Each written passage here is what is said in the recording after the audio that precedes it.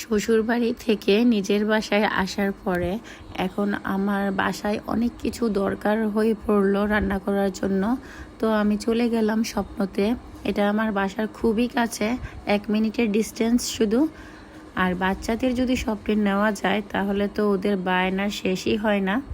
ওদের জিনিস কিনতে কিনতেই আমার নিজের জিনিসের কেনার কথা আমি ভুলে যাই। আমার হাজব্যান্ড ততটা ওদেরকে দিতে চায় না এগুলা, জুস চকলেট এগুলো দিতে চায় না। তারপরও ওরা একদমই বেশি বিরক্ত করলে তখন দেখা যায় যে কিছু জিনিস কিনে দিতে হয়। এদিক দিয়ে আমি দেখছিলাম কি কি লাগবে। আমার এখানে চিনির দরকার ছিল, লবণের দরকার ছিল, তেলের দরকার ছিল, আরও অনেক কিছুই দরকার ছিল। তো আমি একটা একটা জিনিস ঘুরছি আর দেখছি যে কি কি লাগবে। আমার রান্নার পেঁয়াজটাও একদমই শেষ হয়ে গিয়েছিল, তো পেঁয়াজটাও আমি দেখছিলাম নেওয়ার জন্য। এদিক দিয়ে আমি একটা ঘি নিলাম, যেহেতু ঈদের পরে বাসার মধ্যে কিছু একটা করে সবাই মিলে একটা গেট টুগেদার করব, তো একটু ঘি নিলাম। আর এদিক দিয়ে একটু সরিষার তেল নিলাম। সরিষার তেল সব সময় আমার শাশুড়ি দিয়ে থাকে, গ্রাম থেকে এনে থাকে। তো এবার আমি শাশুড়ির বাসা থেকে তেলটা পাই নাই, সেই জন্য আমি একটু ভর্তা করার জন্য তেল নিলাম, সরিষার তেল। আর এদিক দিয়ে পেঁয়াজ নিলাম, পেঁয়াজ শেষ হয়ে গিয়েছিল। আর এখান থেকে কাল থেকে বুয়া বাসায় কাজ করবে, তাই ওনার যে যে জিনিসগুলো ওনার লাগবে, যেমন হিম সাবান, তারপর হুইল সাবান, এগুলা, কাপড় অনেক জমে গিয়েছে এই কয়দিন বাসার বাইরে থেকে, তো ওগুলো আমি নিলাম। নেওয়ার পরে আরও দেখছিলাম, এদিক দিয়ে আরশান আমাকে হেল্প করছিল, ও নিজে নিজে নামিয়ে নিচ্ছিল কি কি লাগবে।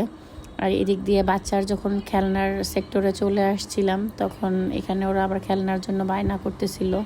এদিক দিয়ে আমার বাচ্চারা দেখাই দিচ্ছিল চিপস কেনার জন্য, তো ওর বাবা দেখছিল কোনটা নিবে, তো ওদের জন্য এখান থেকে চিপস নিয়েছিল। আর আমি মাঝে মাঝে এখানে চিকেন তান্দুরিটা বাসায় করি, তো ওই জন্য চিকেন তান্দুরির জন্য যে মশলাটা লাগে সেটা। আর এদিক দিয়ে আমি ডানুর যে প্যাকেটটা পাওয়া যায় চায়ের জন্য, ডানু ডিলাইট, ওটা নিয়েছি।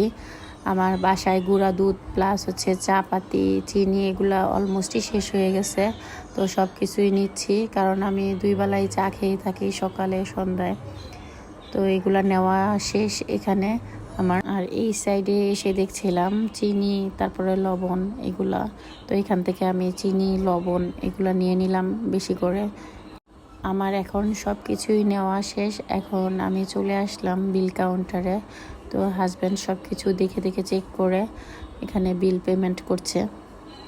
আজকে ঈদের ছুটিতে এখনও মনে হয় যে সবাই গ্রাম থেকে আসেনি, বা যে যেখানে যাক না কেন ঘুরে আসেনি, এই জন্য একদমই ফাঁকা ছিল। তো ফাইনালি আমাদের সব বাজার করা শেষ, এখন আমরা বাসায় চলে আসছি সব কিছু কেনাকাটা করে। সো আজকে এই পর্যন্তই ছিল আমাদের কেনাকাটা। So thanks for watching.